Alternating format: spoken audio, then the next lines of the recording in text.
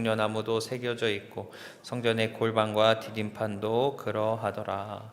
아멘. 할렐루야. 오늘도 귀한 새벽 시간 하나님을 사모하며 주님 전으로 나오신, 또한 영상으로 함께 하시는 모든 성도님들의 삶 가운데 하늘에 충만하신 은혜와 축복이 함께 하시기를 주의 이름으로 축원합니다. 오늘 말씀의 제목은 새 성전을 통해 신앙을 돌아보라입니다. 새 성전을 통해 신앙을 돌아보라. 오늘 본문은 크게 세 단락으로 나눌 수 있습니다. 1에서 11절 성소와 지성소와 골방 측량, 12절에서 20절 서쪽 건물과 성전 넓이 측량,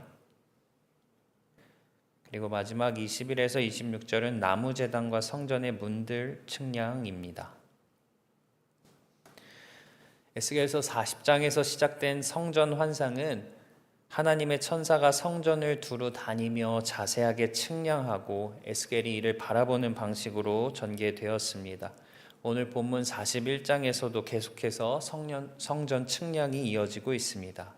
성전 측량은 성전 바깥 외벽으로부터 시작해서 점차 성전 안으로 들어오면서 진행되는데, 오늘 본문에서는 성전 내부 가장 안쪽에 위치한 성소와 지성소, 그리고 이외의 다른 기타 건축물 및 기구들을 측량하는 것으로 마무리되고 있습니다. 어제 말씀을 나누면서 성전은 곧 하나님과 우리의 관계를 상징한다라고 했습니다.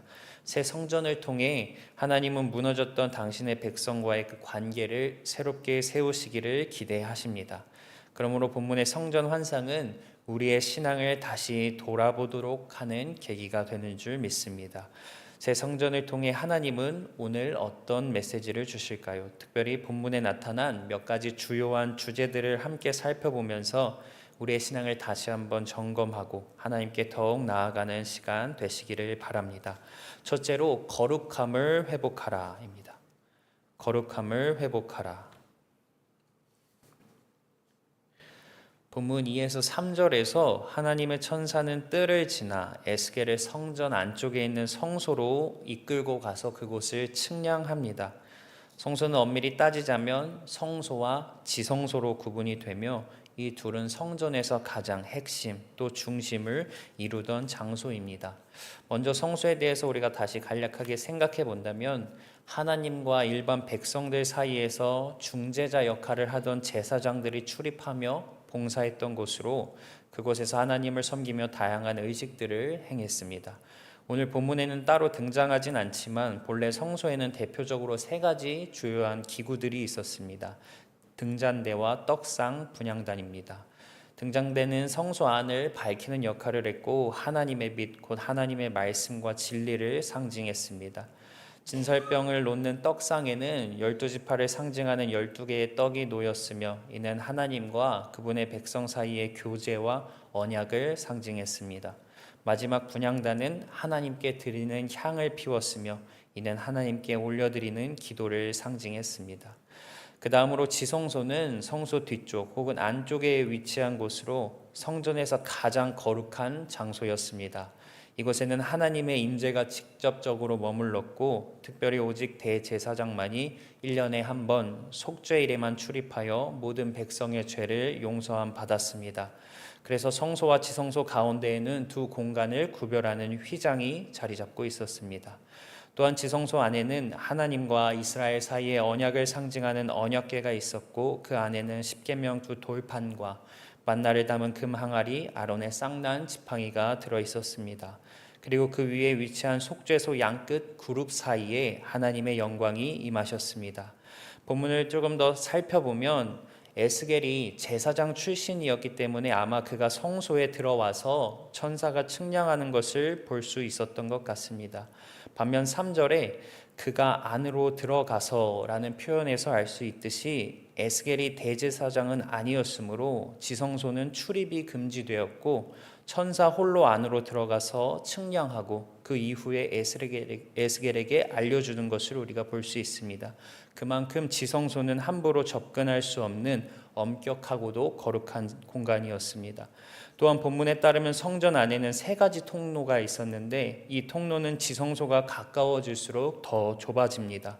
즉 안뜰에서 성전 현관으로 들어오는 통로는 14척, 현관에서 성소로 들어오는 통로는 10척, 마지막 성소에서 지성소로 들어가는 통로는 6척이었습니다. 그만큼 하나님의 거룩함에 아무나 접근할 수 없으며 특히 죄 있는 인간은 완전히 불가능하다라는 사실을 깨닫게 됩니다. 하나님께 나아가기 위해 진정 필요한 것은 회개와 제사를 통한 죄의 용서와 또 정결, 그리고 무엇보다 제사장과 같은 중재자였습니다. 새로운 성전도 이런 사실은 변하지 않습니다. 하나님의 백성은 거룩하신 하나님의 임재를 보기 위해서는 단연코 거룩해져야만 합니다. 죄를 용서받아야만 합니다. 새 성전 환상은 이것을 기대합니다. 즉 이스라엘이 과거 죄로부터 정결해져서 거룩한 백성이라는 옛 지위가 회복되어지기를, 그리하여 다시 그들이 하나님의 백성이라는 사실을 세상 가운데 드러내기를 소망하는 것입니다.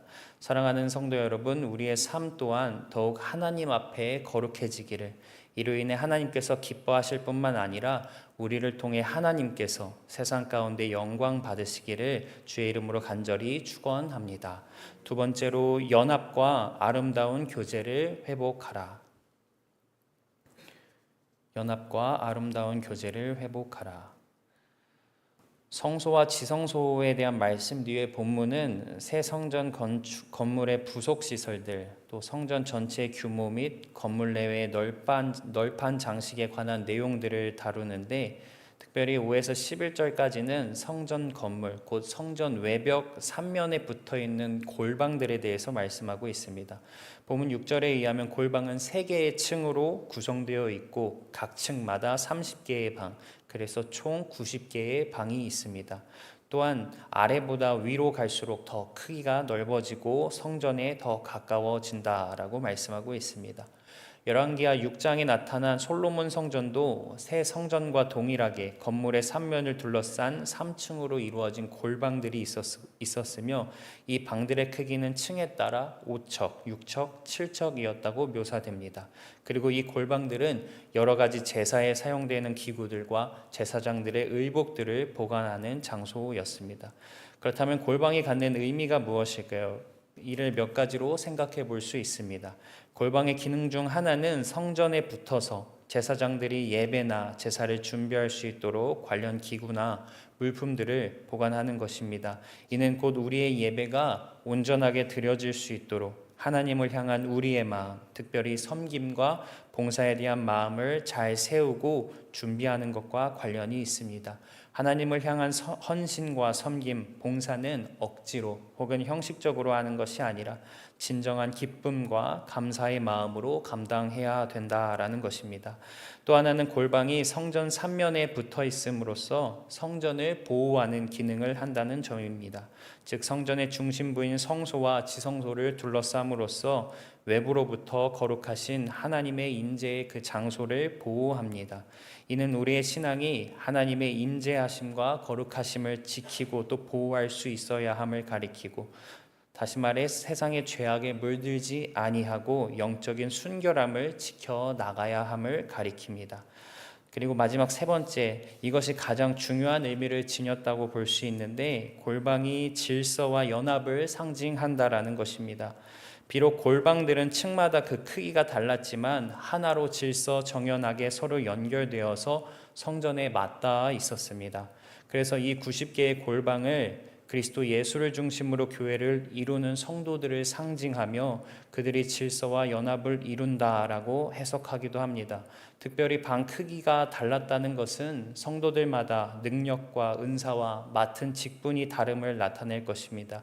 그러나 그 크기와 상관없이 골방들이 성전과 이어져 있던 것처럼 성도들 각 개인의 능력이나 은사와 관계없이 그리스도와 연결되며 또한 연합을 이룬다는 것입니다. 그러므로 그리스도 중심으로 모인 교회 공동체 모든 구성원들 하나하나가 소중하고 존귀한 존재입니다. 그러기에 우리는 서로를 귀하게 여기고 존중해야 합니다. 이렇게 먼저는 그리스도와의 연합을, 그 다음으로 성도들의 연합과 아름다운 교제를 이루어 가게 됩니다. 또한 이것이 앞서 살핀 두 가지 내용, 곧 우리의 마음과 신앙을 지켜가는 힘과 능력이 될 줄도 믿습니다. 사랑하는 성도 여러분, 오늘 우리 공동체의 모습은 어떠합니까? 새 성전은 다시금 교회의 하나됨을 생각하게 만들어 줍니다. 혹시라도 우리 안에 서로 미워하고 다투며 상처받은 상한 심령이 있다면 주님 안에서 치유되고 나아가 오직 하나됨, 연합과 아름다운 교제가 이루어지기를 바랍니다. 서로를 사랑하며 섬기며 존귀하게 여기는 귀한 역사가 저와 여러분들의 삶과 공동체 가운데 흘러넘치기를 주님의 이름으로 축원합니다. 끝으로 승리와 영광을 소망하라. 승리와 영광을 소망하라. 골방에 관한 말씀 다음에는 성전 전체에 관한 측량이 이루어지고 그 이후에는 성전 내외의 내부 장식에 대해 말씀하고 있습니다. 특별히 본문 15절에서 20절까지를 살펴보면 성전 온 사방군데의 그룹들과 종려나무를 새기는 것을 우리는 살펴볼 수 있습니다. 먼저 그룹과 종려나무가 지닌 의미를 간략하게 살펴본다면 그룹은 천사의 한 부류로서 하나님의 영광과 존엄을 지키는 임무를 지녔습니다. 특히 그들은 하나님의 보좌를 둘러싼 존재들로서 에스겔이 1장 그발강가에서 여호와의 보좌에 관한 환상을 보았을 때도 그 보좌 곁을 지키던 그룹들이 있었음을 우리는 기억합니다.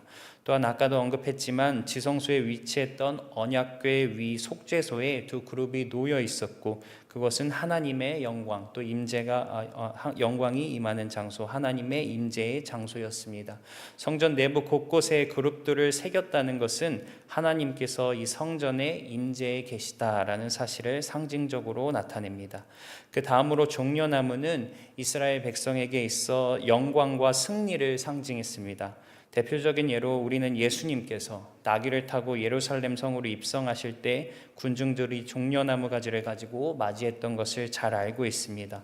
요한복음 12장 13절입니다.